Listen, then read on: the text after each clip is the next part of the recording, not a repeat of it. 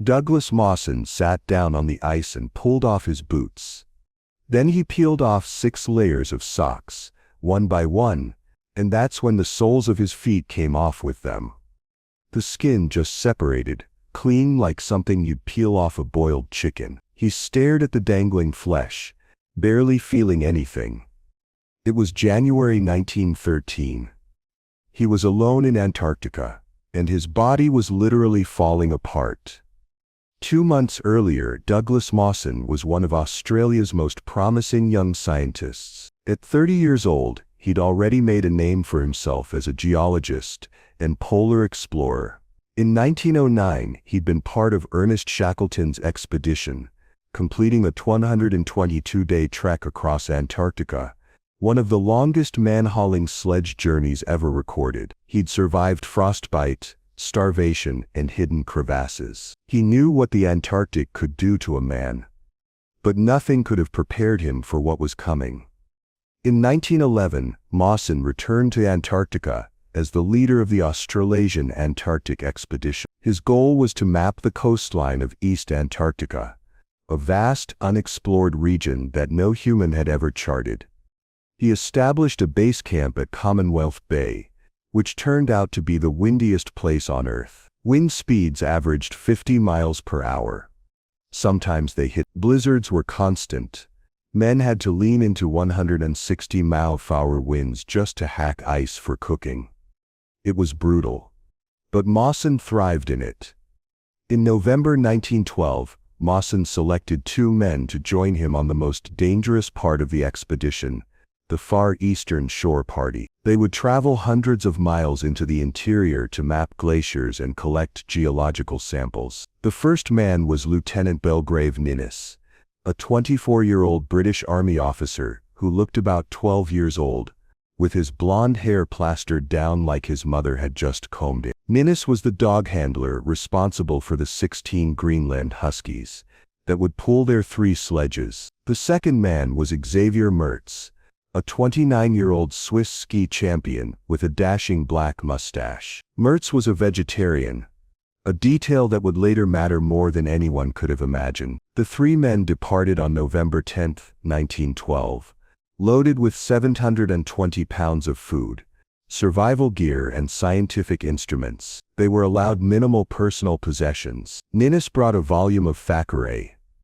Mertz packed Sherlock Holmes short stories. Mawson took his diary and a photograph of his fiancée, Paquita. For the first month, everything went according to plan. They traveled 300 miles by December 13, mapping the coast, collecting samples, documenting glaciers. A couple of sick dogs slowed them down, but overall the expedition was a success. And then on December 14, 1912, everything went to hell. Mawson was skiing ahead, checking the route. Mertz was behind him. Ninnis was bringing up the rear with the second sledge, the one carrying most of their food. Mawson crossed what he thought was solid snow. Mertz crossed it too, and then Ninnis didn't. Mawson heard Mertz shout. He turned around just in time to see the snow collapse beneath Ninnis. The young lieutenant, the sledge, 6 dogs and half their supplies disappeared into a crevasse, so deep they couldn't see the bottom. Mawson and Mertz rushed to the edge and peered down. Nothing. Just darkness. They shouted Ninnis's name for hours. No response. He was gone. But here's what made this disaster truly catastrophic. The sledge that fell with Ninnis wasn't just any sledge. It was the one carrying most of their food, their tent, and all 6 of their best dogs. Mawson and Mertz took inventory of what they had left. 10 days' worth of food. They were 300 miles from base camp. At their current pace, it would take at least a month to get back. The math was simple and terrifying. They were going to starve. Mawson made a decision. They would turn back immediately. They would ration every scrap of food, and they would kill and eat the remaining dogs one by one to survive. Mertz, the vegetarian who loved these dogs, agreed. There was no other choice. For the next 2 weeks, Mawson and Mertz hauled their sledge across the ice, growing weaker every day. They killed a dog every few days. George, Johnson, Haldane. Shooting them, skinning them, boiling the meat in a small pot. The meat was stringy and tough, but it kept them alive. The paws were the worst. Boiled dog paws looked and tasted like leather soaked in grease. But Mawson and Mertz ate everything: muscle, organs, and critically, the livers. Now pay attention to this part, because this is where the invisible killer started working. In 1913, nobody knew that dog livers contained dangerous levels of vitamin. Nobody knew that consuming large amounts of vitamin A could cause a condition called hypervitaminosis a poisoning that causes skin to peel off, hair to fall out, bones to fracture, and in severe cases madness and death. Mawson and Mertz were eating over 1 million international units of vitamin A every day. They were poisoning themselves, and they had no idea. Around New Year's Day 1913, Mertz started acting strange. Some days he refused to leave his sleeping bag, unwilling to make even a little progress. Other days he'd grow furious, raving and flailing about, nearly destroying their tent. His skin began peeling off in sheets. His hair fell out in clumps. He stopped making sense. And then one day, Mawson watched in horror as Mertz put his left pinky finger into his mouth, bit down, and coughed up the severed tip. Mertz had bitten off his own finger and didn't even seem to realize it. On January 7, 1913, Mertz had a seizure, then another. On January 8 he died. Mawson was alone, 300 miles from base camp, poisoned, starving, and he had only himself to get back.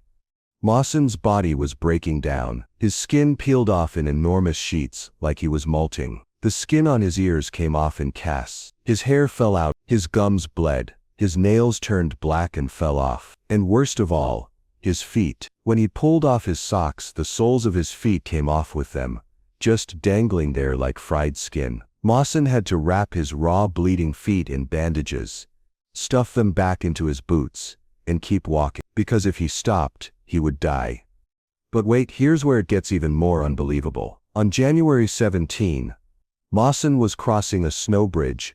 When it collapsed beneath him, he plunged into a crevasse, falling 14 feet before the sledge above caught on the edge and stopped his fall. He was dangling in the void, held only by the rope attached to the sledge. Below him was darkness. Above him was the lip of the crevasse. Mawson tried to pull himself up. The rope was slippery with ice. His hands were raw and bleeding, but he climbed, hand over hand, inch by inch, and just as he reached the surface, just as his fingers touched the snow, the rope slipped. He fell again, back into the crevasse, dangling, exhausted. Mawson later wrote that in that moment, he thought about letting go, just falling, ending it. He was so tired, so broken. What was the point? But he didn't let go. He climbed again. This time, he made it. He dragged himself onto the snow, collapsed, and lay there for an hour, unable to move. And then he got up, and he kept walking. For the next 3 weeks, Mawson dragged his sledge alone across Antarctica. He was blind from the 24-hour sun. His lips were cracked and bleeding. His body was skeletal. He was eating maybe 1,500 calories a day, a quarter of what he needed. Every step was agony. His feet left bloody tracks in the snow. But he kept moving, 1 mile a day, sometimes less. He navigated using a sextant and compass, plotting his course back to Commonwealth Bay. On February 1, he found a food depot he'd left on the outbound journey. A little bit of food, a little bit of hope. It kept him alive for another week. On February 8, 1913, Douglas Mawson stumbled into Commonwealth Bay. After 30 days alone, he was unrecognizable. His face was gaunt, his skin peeling, his eyes hollow. The men at base camp didn't recognize him at first. And then they saw the relief ship, Aurora, sailing away on the horizon. It had left just hours earlier. The crew had waited as long as they could, but they'd given up. Mawson had missed it. But the truly shocking part, Mawson didn't break. A small crew had stayed behind to wait for him, just in case. And now Mawson would have to spend a second year in Antarctica, an entire winter in 24-hour darkness. But compared to what he'd survived, 6 months of darkness was nothing. On a regular diet again, Mawson's skin healed, his feet grew new soles, his hair grew back, and when the next ship arrived in December 1913, Mawson returned to Australia, a hero. He was knighted in 1914. He published his account, the home of the blizzard. In 1915, he married his fiancée Paquita. He returned to his position as a geology professor at the University of Adelaide, where students called him simply the Prof. He led another Antarctic expedition, from 1929 to 1931, mapping vast sections of the Antarctic coastline, and he lived to be 76 years old, dying in. Historians call Douglas Mawson's journey the greatest survival story in polar history, and it's not hard to see why.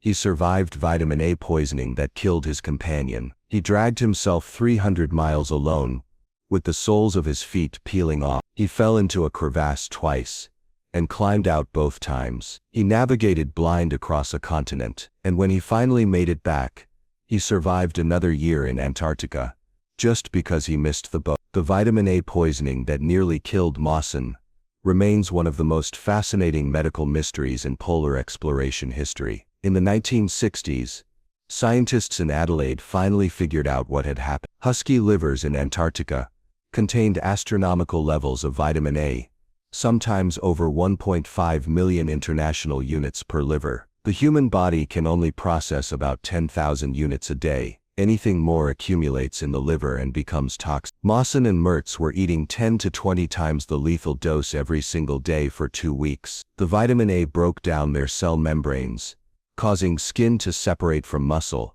hair follicles to die, and bones to become brittle. Mertz, the vegetarian, likely ate more liver than meat, which is why he suffered worse symptoms and died. Mawson survived because he ate more muscle meat, but it was close, very close. What's remarkable is that Mawson figured out something was wrong, even without understanding the science. In his diary, he wrote about the strange symptoms, the peeling skin, the hair loss, the weakness. He noticed that the symptoms got worse after eating liver, so toward the end he started avoiding it, eating only the muscle meat in the paws. That decision probably saved his life. If he'd kept eating liver at the same rate, he would have died just like Mertz. The second winter Mawson spent in Antarctica was, in many ways, harder than the trek. He was safe, he was warm, he had food, but he was trapped with 6 other men in a tiny hut for 6 months of darkness. The guilt was overwhelming. Ninnis was dead, Mertz was dead, and Mawson had survived. Why? What made him different? These questions haunted him. He wrote long letters to Paquita, his fiancée, trying to explain what had happened, trying to make sense of it, but there was no sense to it. It was just survival, luck, stubbornness, and a refusal to quit. But here's what makes Mawson's story truly remarkable. He didn't just survive, he brought back the data, the geological samples, the maps, the scientific record. Even as his body was falling apart, even as he was dying, Mawson refused to abandon the mission, because to him the science mattered, the knowledge mattered, and that, more than anything, is what made him a hero. Douglas Mawson's story isn't just about endurance, it's about what happens when the human body is pushed past every conceivable limit, and keeps going anyway. It's about a man who ate poisoned meat, lost his skin, fell into the abyss, and still refused to quit. And it's about the Antarctic itself, beautiful, merciless, and utterly unforgiving. A place that tests men not just physically, but mentally and spiritually. And sometimes, just sometimes, a man comes back from it stronger than when he left.